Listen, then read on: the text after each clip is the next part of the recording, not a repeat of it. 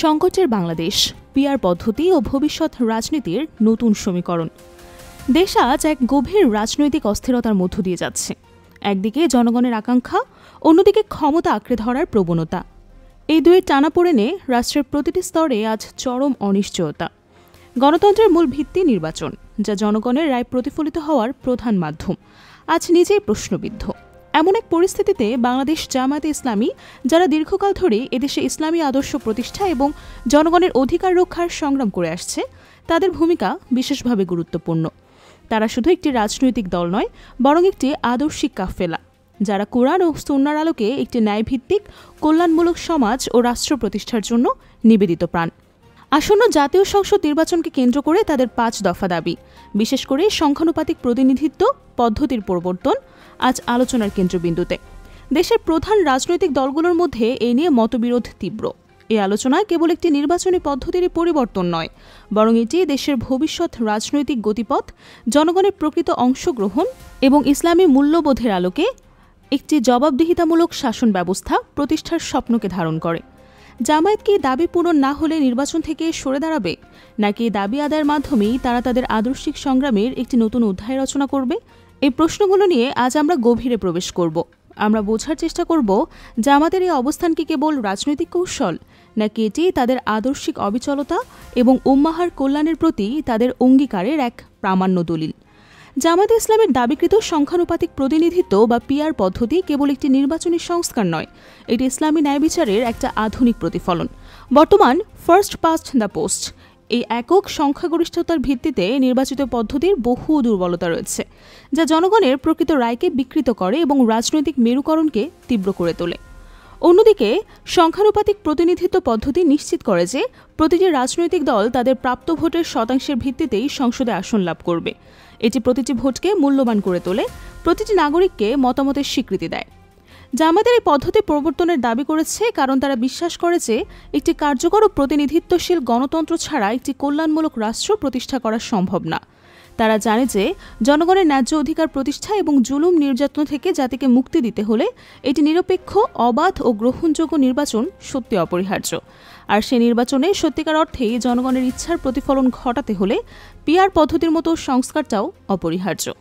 জামায়াতে ইসলামী 5 দফা দাবি কোনো বিচ্ছিন্ন রাজনৈতিক পদক্ষেপ না, বরং এটি দেশের সামগ্রিক রাজনৈতিক, সামাজিক ও অর্থনৈতিক সংকট থেকে উত্তরণের এক সুদূর প্রসারী এবং বিপ্লবী ইশতেহার। এই 5 দফা দাবি সামগ্রিকভাবে একটি আদর্শিক জনগণের ডাক। এটি শুধু জামায়াতের রাজনৈতিক এজেন্ডা না, বরং এটি ইসলামী মূল্যবোধের ভিত্তিতে একটি শক্তিশালী, ন্যায়ভিত্তিক ও সমৃদ্ধ বাংলাদেশ গড়ার বদ্ধ রূপকার। এই দাবির পক্ষে জনমত তৈরি এবং রাজপথে আন্দোলন চালিয়ে যাওয়া জামায়াতের আদর্শিক সংগ্রামেরই একটা বড় অংশ। এদিকে দেশের রাজনীতিতে নতুন আশার আলো ছড়িয়েছে বাংলাদেশ ইসলামী ছাত্র শিবিরের সাম্প্রতিক সাফল্য। ডাকসু ও জাকসু নির্বাচনে তাদের প্রত্যাশিত ফলাফল বা সাফল্যে জামায়াত ইসলামীর জন্য এক নতুন প্রেরণা ও ভবিষ্যতের সোনালী ইঙ্গিত। এই সাফল্যকে জামায়াতের নীতি নির্ধারকরা ত্রয়োদশ জাতীয় নির্বাচনে কাজে লাগাতে বদ্ধপরিকর। ছাত্র শিবির বরাবরই তাদের আদর্শিক দৃঢ়তা, শৃঙ্খলা এবং জাতির প্রতি দায়বদ্ধতার জন্য পরিচিত। তাদের এই সাফল্য প্রমাণ করে যে দেশের তরুণ সমাজ আজ প্রচলিত অপরাজনীতি থেকে মুখ ফিরিয়ে ইসলামী আদর্শের দিকে ঝুঁকছে। তারা বুঝতে পারছে যে একমাত্র ইসলামী মূল্যবোধের ভিত্তিতেই একটি উন্নত, ন্যায়ভিত্তিক এবং সুশীল সমাজ প্রতিষ্ঠা সম্ভব। এই সাফল্য জামায়াতকে জাতীয় নির্বাচনে আরও বেশি আত্মবিশ্বাসী করে তুলেছে। তারা দেখছে যে জনগণের, বিশেষ করে তরুণ প্রজন্মের আস্থা তাদের উপর রয়েছে।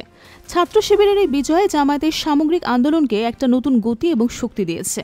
জামায়াতে ইসলামের বর্তমান পদক্ষেপগুলো কেবল আবেগপ্রসূত নয়, বরং তা অত্যন্ত সুচিন্তিত এবং কৌশলগতভাবেও পরিকল্পিত। রাজনৈতিক বিশ্লেষকরাও স্বীকার করেছেন যে জামায়াত কৌশলে পা ফেলছে। রাজপথে আন্দোলন তাদের নির্বাচনী কৌশলেরই একটা অংশ। সরকারের উপর চাপ সৃষ্টি করে ভোটের মাঠ সাজানো তাদের পরিকল্পনারই অংশ।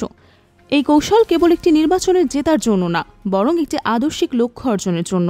জামায়াত বিশ্বাস করে যে একটি সুষ্ঠু নির্বাচন ছাড়া জাতির সংকট নিরসন আসলেই সম্ভব না। দলটির অন্তত 5 জন নীতি নির্ধারণী পর্যায়ের নেতা নিশ্চিত করেছেন যে নির্বাচনে অংশ নেওয়ার বিষয়ে নীতিগত সিদ্ধান্ত হয়েছে এবং 300 আসনে সম্ভাব্য প্রার্থী ঘোষণাও করা হয়েছে। এই প্রার্থীরা নিজ নিজ এলাকায় গণসংযোগ, মতবিনিময় সভা এবং উন্নয়ন ইস্যু নিয়ে জনগণের আস্থা অর্জনে কাজ করছেন। তরুণ ভোটারদের টার্গেট করে অনলাইনে ক্যাম্পেইনের প্রস্তুতিও চলছে জোরে সোরে। জামায়াতের আমির ও সেক্রেটারি জেনারেল সহ শীর্ষ নেতারা সবাই নির্বাচনী মাঠে বেশি সময় ব্যয় করছেন। নির্বাচনী জোট গঠনের তোড়জোড়ও চলছে কয়েকটি ইসলামী দলের সাথে। এক বক্সে ভোট টানতে নির্বাচনী সমঝোতার চেষ্টা অব্যাহত আছে। এটি বৃহত্তর মুসলিম উম্মার ঐক্য এবং সম্মিলিত শক্তি প্রদর্শনের একটি প্রচেষ্টা। জামায়াতে ইসলামের নেতারা বারবার বলছেন তারা নির্বাচনে যেতে চান, কিন্তু সেই নির্বাচনকে হতে হবে অবাধ, সুষ্ঠু এবং নিরপেক্ষ। এই দৃঢ়চেতা অবস্থান তাদের আদর্শের প্রতি অবিচল আস্থারই প্রতিফলন। এই বক্তব্য আসলে স্পষ্ট করে দেয় যে জামায়াত কেবল অংশগ্রহণের জন্য অংশ নিতে চায় না, তারা চায় এমন একটা নির্বাচন যা জনগণের প্রকৃত রায়কে সম্মান জানাবে এবং অবশ্যই ইনসাফ প্রতিষ্ঠা করবে। যদি দাবি আদায় না হয় তবে নির্বাচনে অংশ নেওয়া বা না নেওয়ার বিষয়টি সময়ের উপর নির্ভর করবে এবং জনগণ যা চাইবে সরকার তো তাই করবে। এই বক্তব্য থেকে বোঝা যায় জামায়াত জনমতের প্রতি শ্রদ্ধাশীল এবং পরিস্থিতি অনুযায়ী ডিসিশন নিতে প্রস্তুত। অ্যাডভোকেট এহসানুল মাহবুব জুবায়েরও অনুরূপ মত দিয়েছেন। আমরা সর্বোচ্চ চেষ্টা চালিয়ে যাচ্ছি, অবস্থার আলোকেও জনগণের প্রত্যাশা অনুযায়ী যে কোনো ডিসিশন জামায়াত নিতে পারে। জামায়াতের এই অবস্থান প্রমাণ করে যে তারা কেবল ক্ষমতার রাজনীতির পেছনে ছুটছে না, বরং একটি আদর্শিক লক্ষ্য অর্জনেও তারা খুবই সচেষ্ট। ভারতবর্ষের মুসলিমদের ঐতিহাসিক প্রেক্ষাপট এবং বঙ্গভঙ্গের মতো ঘটনাগুলো ইসলামী আন্দোলনকে সর্বদা প্রভাবিত করে এসেছে। সাম্প্রতিক সময়ে আসামের মুসলিমদের উচ্ছেদ কেবল একটি মানবিক সংকটই না, এটি মুসলমানদের আত্মনিয়ন্ত্রণাধিকার এবং নাগরিক অধিকার হরণের একটা নির্মম উদাহরণ। যদি একটি জাতি তার অভ্যন্তরীণ সংকট নিরসনে সত্যি ব্যর্থ হয় এবং একটি প্রতিনিধিত্বশীল সরকার সেটা প্রতিষ্ঠা করতে না পারে, তবে আন্তর্জাতিক অঙ্গনে তার কণ্ঠস্বর দুর্বল হয়ে পড়ে। জামায়াত চায় একটি শক্তিশালী ইনসাফ ভিত্তিক বাংলাদেশ, যারা বিশেষ নির্যাতিত মুসলিমদের পক্ষে দাঁড়াতে পারবে। দেশের রাজনৈতিক বিশ্লেষক ও সাংবাদিকরাও জামায়াতের বর্তমান কৌশলকে গভীর মনোযোগ দিয়ে পর্যবেক্ষণ করছেন। সাংবাদিক ও রাজনৈতিক বিশ্লেষক মাসুদ কামালের মন্তব্য এখানে অত্যন্ত গুরুত্বপূর্ণ। তিনি বলেছেন, তারা অর্থাৎ জামায়াত পিয়ার সহ বিভিন্ন দাবিতে আন্দোলনের কথা বলছে। এর মানে তারা নির্বাচনে যাবেন না তেমন কিছু না। মাসুদ কামাল আরও উল্লেখ করেছেন যে এই আন্দোলনের মাধ্যমে জামায়াত মানুষকে নতুন একটি পদ্ধতি সম্পর্কে জানানোর চেষ্টা করেছে। তিনি মনে করেন জামায়াত আন্দোলন করলেও এই নির্বাচনে তারা অংশ নেবে। এই বিশ্লেষকদের পর্যবেক্ষণ থেকে স্পষ্ট হয় যে জামায়াতের আন্দোলনকে কেবল নির্বাচনের বর্জনের হুমকি হিসেবেই দেখা উচিত না, বরং এটি একটি সুপরিকল্পিত চাপ সৃষ্টির কৌশল, যার লক্ষ্য একটি সুষ্ঠু ও ইনসাফ ভিত্তিক নির্বাচন আদায় করা। গণমাধ্যমে এই ধরনের বিশ্লেষণ যখন উঠে আসে, তখন জামায়াতের অবস্থানের যৌক্তিকতাকেই সত্যি বলতে আরও শক্তিশালী করে। এটি প্রমাণ করে যে জামায়াতের দাবি ও আন্দোলন কেবল তাদের নিজস্ব স্বার্থের জন্য না, বরং এটি দেশের সামগ্রিক রাজনৈতিক সংস্কার এবং জনগণের অধিকার প্রতিষ্ঠার জন্য। এই কৌশলগত পদক্ষেপগুলো আগামী দিনের দেশের রাজনীতিতে জামায়াতের অবস্থানকে আরও শক্তিশালী করবে এবং তারা তাদের লক্ষ্য অর্জনে সত্যিই সফল হবে। প্রিয় দর্শক, আমাদের আজকের বিস্তারিত বিশ্লেষণ আমরা দেখলাম বাংলাদেশ জামায়াত ইসলামের বর্তমান রাজনৈতিক পদক্ষেপগুলো গভীর আদর্শিক ভিত্তি এবং সুদূরপ্রসারী কৌশলের উপরেই প্রতিষ্ঠিত। তারা কেবল একটি রাজনৈতিক দল না, বরং ইসলামী মূল্যবোধের ধারক ও বাহক হিসেবে জাতির প্রতি সংকটকালে সঠিক পথের দিশা দেওয়ার চেষ্টা করে। জামায়াতের মূল বার্তা অত্যন্ত স্পষ্ট, তারা ইনসাফ চায়, ন্যায় বিচার চায় এবং জনগণের প্রকৃত নির্বাচনী সংস্কার চায়। আমরা আশা করি এই বিশ্লেষণ আপনাদেরকে জামায়াতে ইসলামের আদর্শিক সংগ্রাম, তাদের দাবি এবং কৌশল সম্পর্কে একটি স্বচ্ছ ধারণা দিতে পেরেছে। এটি শুধু একটি রাজনৈতিক দলেরই খবর না, বরং এটি রাজনৈতিক জাতির ভবিষ্যতের দিক নির্দেশনা এবং মুসলিম উম্মার কল্যাণের একটা দৃঢ় প্রত্যয়।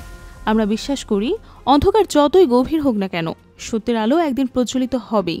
বাংলাদেশের প্রতিটি মুসলিম হৃদয়ে যে ইনসাফের আকাঙ্ক্ষা লুকিয়ে আছে, তা একদিন সত্যের বিজয় ছিনিয়ে আনবেই।